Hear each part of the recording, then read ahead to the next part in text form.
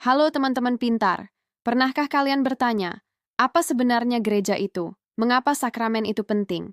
Apakah gereja hanya gedung atau komunitas? Apakah sakramen hanya ritual atau benar-benar sarana kasih karunia Allah? Pertanyaan-pertanyaan ini sudah menjadi perdebatan panjang sejak abad pertengahan hingga sekarang. Yuk, kita telusuri perjalanan eklesiologi dari gereja mula-mula, abad pertengahan, reformasi, sampai refleksi kontemporer. Di awal, gereja mula-mula dipahami sebagai tubuh Kristus, komunitas orang percaya yang dipanggil untuk menyembah Allah, mengajar firman, dan melayani dunia. Paulus menekankan, kita semua anggota tubuh Kristus, masing-masing memiliki peran. 1 Korintus 12:27. Teman-teman, coba bayangkan, kalau semua anggota tubuh berpikir sama tanpa peran berbeda, apakah tubuh bisa berfungsi dengan baik? Tentu tidak. Begitu pula gereja. Di abad pertama hingga ketiga, gereja menghadapi tantangan berat. Penganiayaan Romawi memaksa jemaat untuk bertahan dengan iman, bukan dengan kekuasaan dunia. Mereka belajar bahwa gereja bukan tentang gedung atau hierarki, tapi tentang kesetiaan terhadap Kristus. Pertanyaannya untuk kita, apakah kita melihat gereja sebagai komunitas hidup atau sekadar tempat ibadah rutin? Saat abad pertengahan tiba, gereja berkembang menjadi institusi yang kompleks. Gereja menjadi pusat sosial, pendidikan, dan politik. Uskup, paus, dan biarawan memainkan peran penting dalam mengatur kehidupan iman umat. Disinilah lahir pertanyaan besar. Apakah otoritas gereja bersumber dari Allah atau manusia?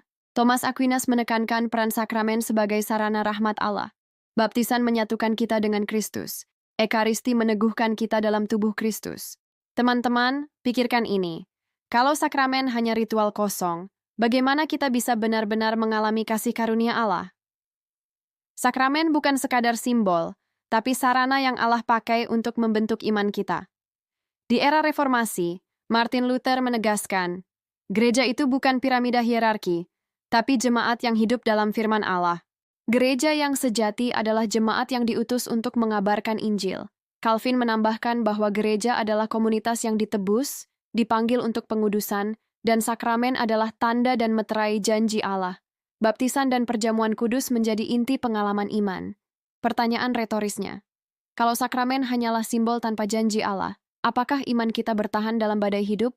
Masuk ke zaman modern, banyak tantangan muncul. Sekularisasi, liberalisme, dan pluralisme membuat banyak orang mempertanyakan peran gereja dan sakramen. Namun, teolog seperti Karl Barth dan Herman Bavinck menekankan, gereja tetap tubuh Kristus yang hidup, sakramen tetap perantara rahmat Allah. Teman-teman, bagaimana kita tetap setia pada prinsip ini di tengah arus dunia yang berubah cepat? Di abad 21, eklesiologi menghadapi tantangan digital. Gereja kini hadir di media sosial, siaran online, dan komunitas virtual. Tapi inti tetap sama. Gereja adalah komunitas yang dibentuk oleh firman dan Roh Kudus, bukan platform atau aplikasi. Teman-teman, mari kita renungkan.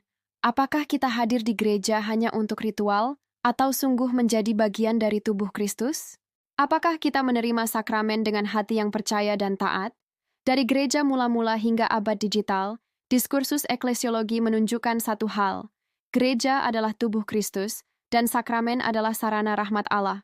Alkitab jelas mengatakan, bukan manusia yang menyelamatkan, tapi Kristus melalui firman dan sakramen. Gereja bukan sekadar struktur hierarki, tapi komunitas orang percaya yang diutus, ditebus, dan dikuduskan untuk hidup dalam kasih Allah. Inilah ajaran yang ditegaskan oleh tradisi reform.